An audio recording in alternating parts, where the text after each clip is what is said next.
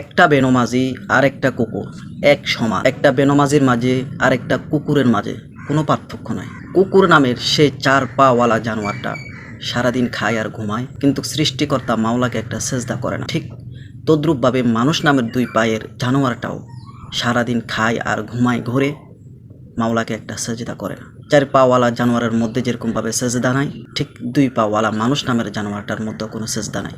রাগ কইরে না, রাগ করার কোনো সুযোগ নেই।